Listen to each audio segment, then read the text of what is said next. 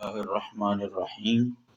زکوٰۃ کسی بھی مسلمان پر تب واجب ہوتی ہے جب نصاب زکوٰۃ پر 1 سال گزر جائے۔ فقہی اصطلاح میں اسے حولان حول کہا جاتا ہے، یعنی سال کا گزرنا۔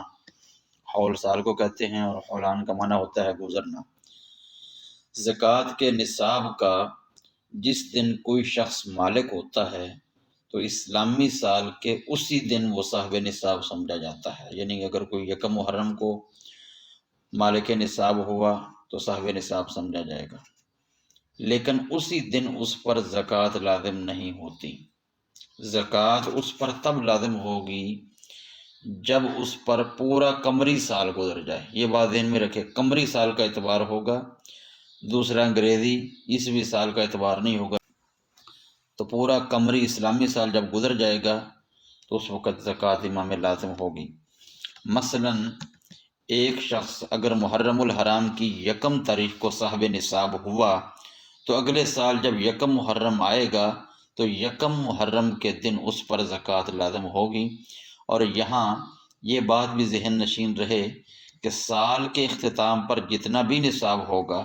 سب پر زکوٰۃ لازم ہوگی۔ مثال کے طور پر ایک شخص آغاز میں 1 لاکھ کا مالک تھا، لیکن جب سال کا اختتام ہوا تو وہ 5 لاکھ کا مالک تھا، تو 5 لاکھ پر زکوٰۃ لازم ہوگی، اگرچہ اوپر والے 4 لاکھ اس کے پاس سال کے اختتام سے 1 دن ہی پہلے کیوں نہ آئے ہوں۔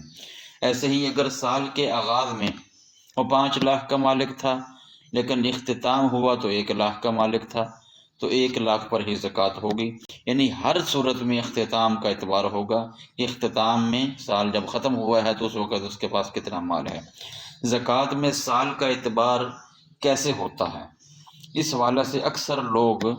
غلطی کرتے ہیں۔ ہمارے ہاں رواج ہے یا رجب میں ادا کرتے ہیں، رجب میں زکوٰۃ نکالنے کا معمول ہے، یا رمضان میں، حالانکہ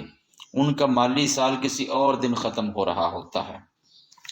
کوئی اگر 1 رجب کو صاحب نصاب ہوا تو اس کا سال 1 رجب میں ختم ہوگا۔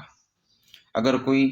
1 ذوالحج کو صاحب نصاب ہوا تو اس کا سال 1 ذوالحج کو ختم ہوگا، علی حد القیاس۔ یعنی جو بندہ جس دن صاحب نصاب ہوا ہے قمری سال میں، جب اگلا سال آئے گا تو اسی دن اس کے پاس جتنا مال ہے اس پر زکوٰۃ لازم ہوگی۔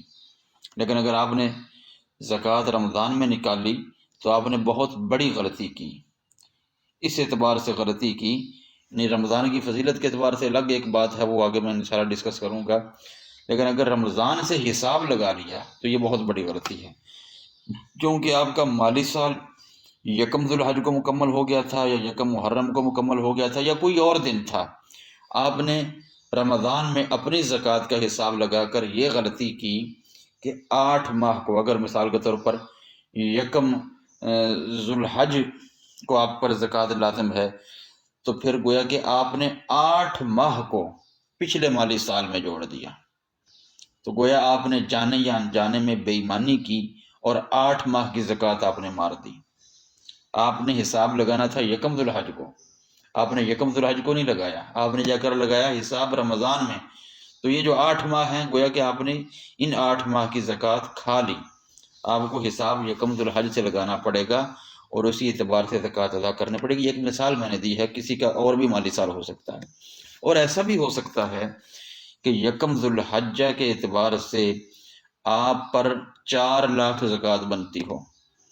یعنی ایسا بھی ہوتا ہے کہ سال میں مال زیادہ بھی آ جاتا ہے، کم بھی ہو جاتا ہے،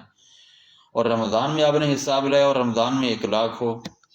تو آپ ویسے ہی آپ زکوٰۃ کے 3 لاکھ کھا گئے۔ لہذا مالی سال کا اعتبار بہت ضروری ہے۔ زکوٰۃ کے مالی سال کا علم ہر صاحب نصاب کو ہونا ضروری ہے۔ اگر کسی کو معلوم ہی نہیں ہے کہ وہ صاحب نصاب کب ہوا ہے، غلطی ہو گئی، پتہ ہی نہیں چلا، تو پھر کیا کرے؟ غالب گمان اور قرائن سے اندازہ لگا لے اور صاحب نصاب ہونے کی تاریخ کی تعیین کر لے۔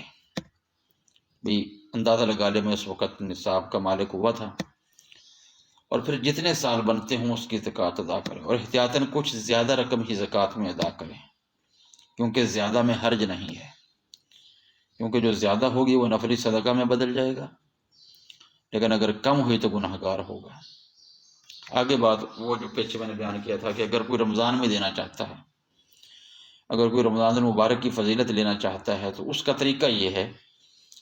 کہ اس کو یہ تو علم ہونا ضروری ہے کہ وہ اس کا مالی نصاب کب ختم ہو رہا ہے، مالی سال کے اعتبار سے اندازہ لگا لے، یعنی اس کو اندازہ ہوتا ہی ہے انسان کو کہ اتنی رقم جو ہے وہ اس وقت مجھ پر زکوٰۃ لازم ہوگی، یعنی مثال کے طور پر ایک شخص کا سال یکم ربیع الاول کو ختم ہوتا ہے، اندازہ لگا لے بھی ربیع الاول میں مجھ پر جو ہے وہ 10 لاکھ ہوگی، تو ربیع الاول سے پہلے جو رمضان آئے گا، ربیع الاول کے بعد والا رمضان نہیں،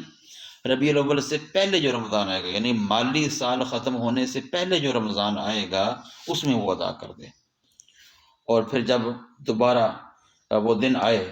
یعنی رقم ربیع الاول پر اگر وہ صاحب نصاب ہوا تو پھر دوبارہ جب یکم ربیع الاول آئے تو یکم ربیع الاول کو حساب کرے، اگر کم رقم ادا کی گئی ہے رمضان میں تو باقی ماندہ جو رقم ہے وہ اسی وقت ادا کر لے، اور اگر زیادہ ادا کی گئی ہے تو کوئی حرج نہیں، نفلی صدقے کا اجر ضرور ملے گا، اور اللہ مسائل کو سمجھنے کی توفیق نصیب فرمائے۔ وعلیہ البلاغ۔